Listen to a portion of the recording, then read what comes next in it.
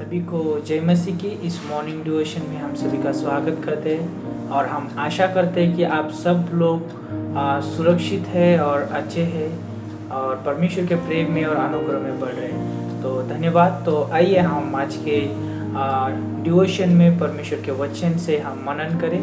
तो मेरे साथ आप निकाल सकते हैं इब्रानियों की किताब उसका 11 अध्याय और 6 पंक्ति।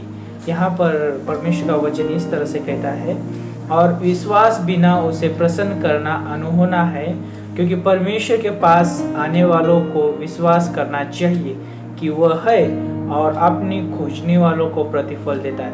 तो बहुत अद्भुत है। यहाँ पर परमेश्वर को अगर हमें प्रसन्न करना है तो हमें विश्वास करना ज़रूरी है, और विश्वास के बिना हम परमेश्वर को प्रसन्न नहीं कर सकते। तो यहाँ पर मैं कुछ और वचन से बांटना चाहूँगा। इस समय और पंक्तियाँ हम पढ़ेंगे। तो मरकुस की किताब उसका 2 अध्याय और यहाँ पे पहली पंक्ति कहती है, कई दिन के बाद वह फिर कफरनहूम में आया और सुना गया कि वह घर में है।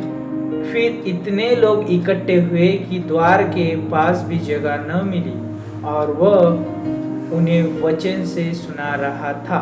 तो यहाँ पर बहुत अद्भुत है। मरकुस की किताब में लिखा गया है कि यीशु मसीह वो क्या है, उस घर में है। यीशु मसीह वो घर में है। तो आज जो मैं सुबह के समय में इस बांटना चाहूँगा कि यीशु मसीह घर में है, इस विषय पे आज मैं बांटना चाहूँगा आप सभी के साथ। तो कुछ और पंक्तियाँ पढ़ेंगे कि रोमियो की किताब उसका 10 अध्याय 13 से लेके 17 पंक्ति तक। यहाँ पे कहता है, क्योंकि जो कोई प्रभु का नाम लेगा वह उद्धार पाएगा। फिर जिस पर उन्होंने विश्वास न किया वे उसका नाम क्यों ले, और जिसकी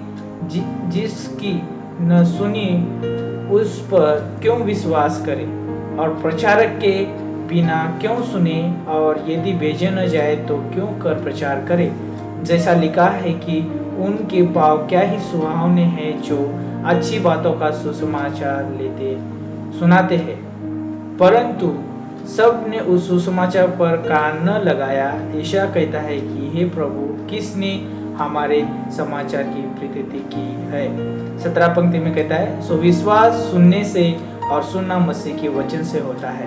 तो आज हम यहाँ पर देखते हैं कि यीशु मसीह मरकुस की किताब उसका 2 अध्याय और 2 पंक्ति में यीशु मसीह उस घर में है, और वहाँ पर यीशु मसीह उन लोगों के साथ वचन बांट रहा है, लोगों के साथ वचन से बात कर रहा है। वहाँ पर यीशु मसीह लोगों को वचन का प्रचार कर रहा है।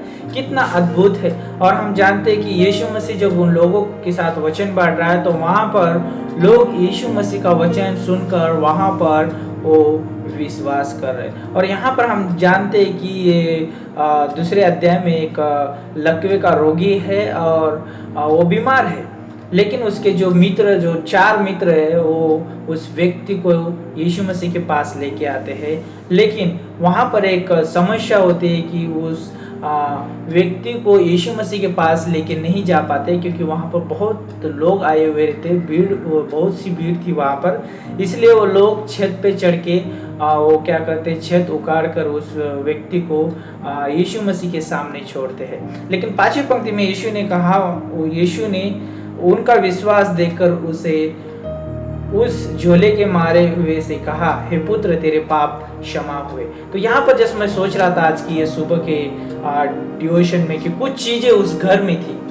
पहली चीज हम देखते हैं कि उस घर में यीशु मसीह था, और हम दूसरी चीज ये देखते हैं कि परमेश्वर का वचन उस घर में था, विश्वास उस घर में था, क्षमा उस घर में थी, चंगाई उस घर में थी, अधिकार उस घर में था।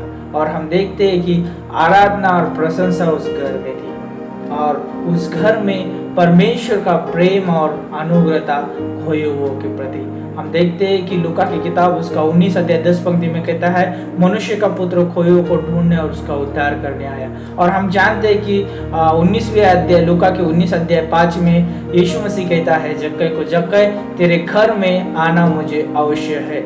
जब यीशु मसीह घर में आता है तो उस घर में वचन आता है, प्रेम आती है, क्षमा, चंगाई, अधिकार रहता है, अनुग्रह और प्रेम रहता है। और हम जानते हैं कि जक्कई को उन सारी चीजों की जरूरत थी।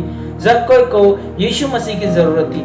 जक्कई के घर में वचन की जरूरत थी। जक्कई के घर में विश्वास की जरूरत थी। जक्कई के घर में क्षमा की जरूरत थी। जक्कई के घर में चंगाई की जरूरत थी। जक्कई के घर में अधिकार की जरूरत थी। जक्कई के घर में आराधना और प्रशंसा की जरूरत थी। और जक्कई के घर में अनुग्रह और प्रेम की जरूरत थी। जब इन सारी चीजें जब जक्कई के घर में आई तो जक्कई के जीवन में परिवर्तन आया, बदलाव आया। और हम यहाँ पर देख सकते हैं कि बिना विश्वास के परमेश्वर को प्रसन्न करना अनहोना है। और जब यीशु मसीह का वचन सुनते हैं तो हमारा विश्वास बढ़ता है। जब यीशु मसीह उस जक्कई के घर में गया तो उसका विश्वास बढ़ा। जब यीशु मसीह उस घर में गया तो उस घर में वचन आया, प्रेम आया, अनुग्रह आई, क्षमा आई, सब कुछ आया उस घर में। और हम देखते कि उस घर में उद्धार आया और हम जानते हैं कि उसका जीवन परिवर्तन हुआ। तो आज मैं इस समय सभी को प्रोत्साहित करना चाहूँगा इस मॉर्निंग डिवोशन के द्वारा कि यीशु मसीह को अपने घर में आने दो। जब यीशु मसीह घर में रहता है तो हमारा विश्वास बढ़ता है। जब यीशु मसीह घर में रहता है तो हमारे जीवन में वचन रहता है। तो आज इस मॉर्निंग डिवोशन के द्वारा मैं सभी को प्रोत्साहित करना चाहूँगा। आइए हम प्रार्थना करें। परमेश्वर, धन्यवाद करते हैं, आपके नाम को ऊंचा उठाते हैं। आज का ये दिन आप हमें संभालिए और परमेश्वर आप हमें अगुवाई करिए आपके अनुग्रह और प्रेम के द्वारा। धन्यवाद करते हैं जो इस समय सुन रहे हैं, सभी को परमेश्वर आपके हाथों में सौंपते हैं।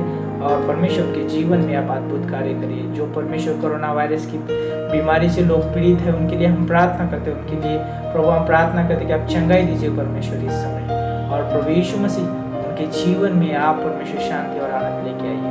धन्यवाद करते हैं प्रभु यीशु मसीह के नाम से।